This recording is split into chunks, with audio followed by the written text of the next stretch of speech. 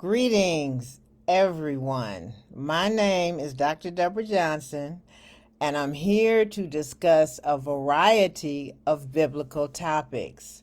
Today, I'm going to discuss how the biblical stigma of the Gentiles, which is the name of white people in the Holy Bible, affects their unconscious mind. In a previous video titled, How the Biblical Stigma of the Gentiles Affects Them to This Day, I mentioned how the discrimination that ancient white people faced caused them to discriminate against all other tribes and resulted in the lower self-esteem and higher suicide rates that American Gentiles currently exhibit. Today's video will be a little different from my previous videos.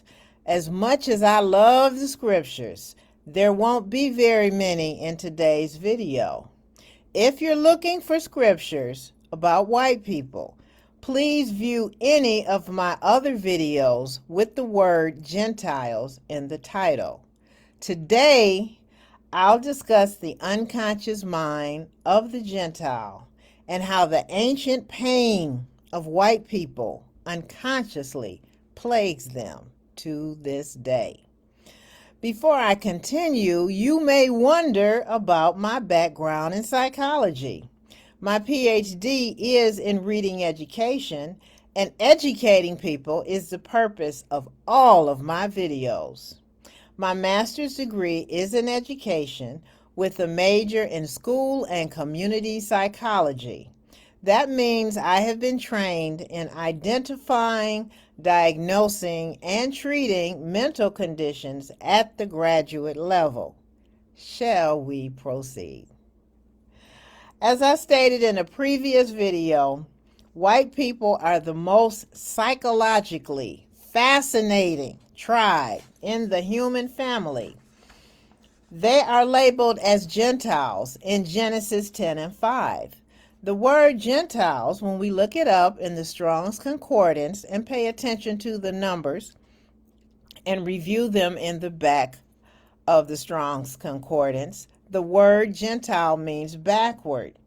And white people were shunned by every tribe in the human family during the Old and New Testaments. This part of white people's history has been obliterated from their history and from their history books, but not from their souls. The truth about white people's history has been repressed in their minds and souls, but it is expressed. The truth is expressed in their monsters. What do I mean by monsters? According to Sigmund Freud, the monsters in people's dreams are created by their unconscious mind and reflect people's current worries and fears. Thus, by analyzing these four monsters of the West, and by the West, that's the term that the Holy Bible uses to refer to the direction that white people come from. So these four monsters of the West, Dracula, Wolfman, the Mummy, and Frankenstein, the biblical stigma that remains in the unconscious mind of white people will be revealed. Okay, let's begin with Dracula. All right, this is our boy, Christopher Lee. And if you were a little kid in the 60s, you saw a lot of Christopher Lee. Now, Bram Stoker's novel indicates Dracula comes from royalty, but there is nothing royal about Dracula's fiendish behavior. Like many white people, Dracula cannot tolerate strong sunlight. Instead of using sunscreen, he sleeps inside in the daytime and usually in a cave or a coffin. The darkness in which he sleeps is like the darkness and depression of the Gentiles' scorned lives during the Old and New Testaments. Just as Dracula's history is murky and hidden, so is the history of the Gentiles. Their history only appears in the glorious light of the scriptures. Whenever Dracula encounters any strong light, he screams and runs for cover. I hope any white people who hear me don't do that. Just listen. You determine if I am telling you the truth. What makes Dracula a monster is his ugly behavior. He doesn't just bite people, he sucks all the blood out of them. Deuteronomy 12:23 states, "The blood is the life." When Dracula sucks the blood out of a person, he is not like a mosquito. Dracula sucks all the life out of other tribes and people. After he sucks their life out, they are dead or they become vampires like him.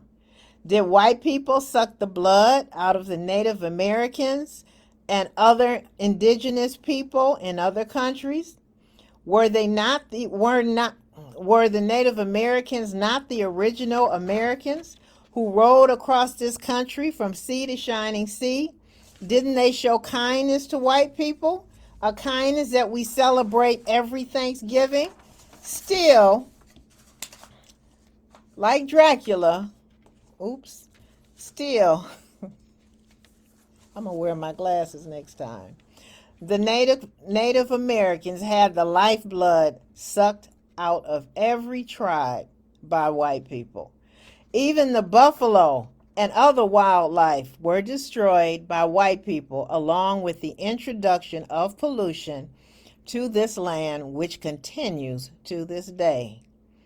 Since white people view Dracula as a monster, they must also view their own blood-sucking actions as monstrous, whether they admit it or not. Dracula also turns into a bat, which is an ugly creature that looks like a mouse with wings. By turning into this despised animal, Dracula is expressing how the Gentiles were shunned and rejected for thousands of years, in addition to being regarded as loathsome animals by the other tribes in the human family. Just as Dracula has a front as a wealthy lord, the Catholic Church created a front for Gentiles by redefining them as white people, but their painful feelings from the ancient past are still unconsciously weighing them down. The only way to overcome the monster Dracula is to make the sign of the Christian cross. After the fall of the Greek and Roman civilizations, Christianity was the only value system the Gentiles had. Thus, the only way the Gentiles overcame their monstrous behavior was by believing in Jesus. No wonder the cross is the best way to beat down that evil Dracula. All right, now let's talk about the Wolfman. And again, for those of you who grew up in the 60s, this is, of course, Lon Chaney as the Wolfman. Now, the Wolfman is another monster of the West who is very destructive. The Catholic tribal deception, which I describe in the video, How to Identify Black People in the Bible, implies that black people were uncivilized. Yet how could black people be uncivilized when our ancestors lived in cities thousands of years before Gentiles, also known as white people, were civilized? Now, if you don't believe me, go to the 10th chapter of Genesis and count the number of cities under each son of Noah. Japheth, the father of white people, had 0 cities. Shem, the father of the Jews, had 1 city. Ham, the father of black people, had 8 cities. To be civilized means to live in cities. And we black people started living in cities before all other tribes. And what I feel is that's the reason why our ancestors were enslaved, because the Catholic Church had seen and read Genesis 10. They wanted to build up the American civilization. And if you want to build up a civilization, aren't you going to get people whose ancestors were the first to build civilization and live in cities. And it was because of this brilliance of ancient black people, and for no other reason, our ancestors were enslaved and kidnapped. And didn't we build this country? We did a great job. Thank you, Jesus. Now, how does black people living in cities before white people relate to the Wolfman? Because the Wolfman is constantly expressing the pre-civilized, doggish nature of white people, and he is a very destructive monster. The Wolfman will bite his mother, father, children, wife, just anybody, with no mercy. He has absolutely no manners because he is uncivilized. That's why he always pulls his clothes off or is naked. He is a beast. The Wolfman is always afraid of turning back into a beast. White people unconsciously fear that their veneer of civilization, which they learned from black people who invented civilization, will disappear one day, and they will revert to pre-civilized beasts or dogs again. Remember when the Greek woman asked Jesus to heal her daughter? What word did he say to her in Mark 7:27? Okay, but Jesus said unto her, let the children first be filled, for it is not meet to take the children's bread and to cast it unto the dogs. And a wolfman is just a big old dog.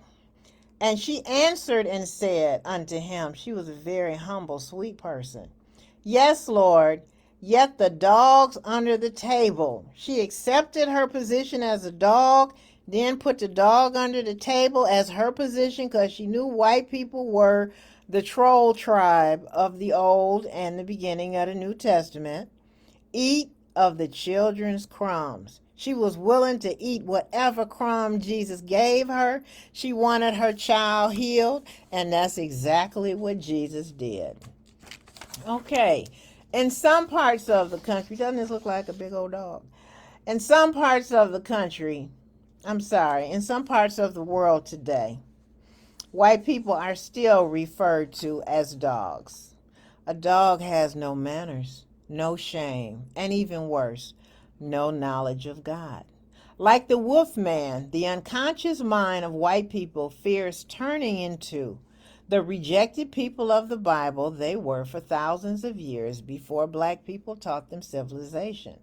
White people cannot verbally admit this yet, but they did create this Wolfman monster who is afraid of becoming the beast he really is. All righty. Now let's talk about the mummy. Okay. Let's see. I don't know if this is Lon Chaney or not, but I like this mummy because he got his eyes open. The mummy is different from Dracula and the Wolfman because the mummy does not represent white people. The mummy represents the guilt and shame white people feel for stealing all of the accomplishments of black people and labeling these accomplishments as their own. They fear the descendants of black men who were the Sumerians, Egyptians, and Babylonians, these three tribes who ruled during the Old Testament. Yes, black men ruled the world during the Old Testament, will one day rise up to reclaim their accomplishments from white people, who, if that were to happen, would be left empty and poverty-stricken. Which accomplishments of black men, you might ask? Oh, let's see. Literacy, numbers, astronomy, chemistry, architecture, civilization, and all sciences can be traced to ancient black people, or to use a biblical term, Hamitic people, descendants of Ham, whose ideas are enjoyed daily by white people. Not only did white people take these accomplishments, they also lied and said that they were invented by white people. White people fear the judgment that will come to them because of the ruthless and lying ways of their white ancestors. Although the mummy is often depicted as a white or Arab monster, the real mummies are black men and women descended from Ham's son Mizraim in Genesis 10 and 6. Now, this is how ancient Egyptians depicted themselves. Okay, yes, this is one of the pictures I took when I went to Egypt in October 2019. Now, does that look like a Hamitic or a black person to you? Okay, that's probably that little short Egyptian guy known as Bez, B-E-S. Okay, this is another picture that I took in Egypt, and the white marks are the reflection from the glass that these figurines were behind. And you let me know, do these look like black men to you? These are Egyptians. Now tell me how they are not black men. Tell me how they are wheat-colored Arabs or white people, okay? Because if you tell me that, you're not telling the truth. And of course, this is a picture I took of Ramses. There were a whole bunch of Ramses, very many Ramses. I think this is Ramses II. Look at his face. Now tell me, is that the face of a black man? Are those the lips and cheekbones of a black man? Of course it is. And this is just the top of the statue. If you want to see the entire statue, go to the authors or the foreword in my book that you can download from my my website, drdeborahbooks.com, and you look on the forward page and you will see the entire statue of Ramses. It's very impressive. So that's how the ancient Egyptians depicted themselves. And when people try to tell me the ancient Egyptians were not black men, even though they were descended from Ham, I just smile. Now, in addition to their stealing ancient black people's ideas, white people have stolen so many jewels, artifacts, and yes, even the mummies themselves, that some white people feel guilty and imagine that ancient black people who created the stolen objects will come back from the dead and reclaim those stolen items with a vengeance. The mummy is a walking example of how white people's guilt and shame over how they treated black people, both ancient and current. All right, our final monster. This is Frankenstein. He's green because that's dead people's skin and it's rotting. Now, he's my favorite, as I said. And as I mentioned in a previous video titled, How to Identify Black People in the Bible, the leader of the Gentiles, or white people, is Japheth's oldest son, Gomer, whom we call Germany. Now, you may say that America leads the Gentiles, not Germany. Please know that the language Americans speak that is known as English is just a German dialect. That means the Germans dominated the descendants of England at the least, and at most, the descendants of most white Americans at some point in history. Frankenstein is German, so he represents the leader of the Gentiles, or white people. The horrible thing about Frankenstein is that he's made up of parts of dead people, just like white people's culture and civilization is made up of parts of ancient black people's civilization. How is that, you may ask? White people drink coffee, and coffee originated in a city of black people in Ethiopia. I think it's the city of Cafe, which is in Africa. White people drink tea, and tea originated in a city of black people in India. The tiles in white people's bathrooms are the same type of bathroom tiles that were used in indoor bathrooms in ancient Egyptian buildings. Lace and embroidery come from West Africa. The pointed hats that Catholic cardinals and popes wear are modeled from the crowns of Egyptian pharaohs. Oh no, you cry. White people learned everything from the Greeks. There's a book called Stolen Legacy written by George G.M. James that states everything the Greeks learned came from the Egyptians. When I studied the Greek language for 2 years, my teacher told me the Greek language existed for hundreds of years before the Greek civilization came into being. Who were the people who read, wrote, and spoke the Greek language before the Greeks spoke it? They were a tribe of black people descended from Ham called the Canaanites, and they appear in Genesis 10:6-20. These Canaanites are the same people who invented the English alphabet we use today. They also invented the language we mistakenly call Greek. Like Frankenstein, Western civilization is made up of the accomplishments of dead ancient black men. However, Frankenstein had another struggle. Like the ancient Gentiles, Frankenstein was rejected and shunned by everyone except Dr. Frankenstein. The monster Frankenstein longed to be treated nicely and valued by everyone. But that didn't happen because he was made up of dead people's parts and probably smelled like rotting flesh. He used to get mad and have temper tantrums when he was rejected. The ancient Gentiles also experienced deep pain over the thousands of years of rejection when they were regarded as backwards in the Old and New Testaments. Why is Frankenstein my favorite? He's the only monster of the four who had a sincere smile, even though his smile originally belonged to someone else. Yuck. There's another aspect that white people and all four monsters share. In Malcolm X's autobiography, he stated that one of white people's fears is that white people will be destroyed as a tribe.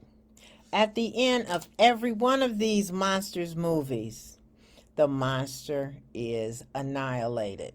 Thus, the fear of white people is enacted by each of these monsters. Still, the fear is real.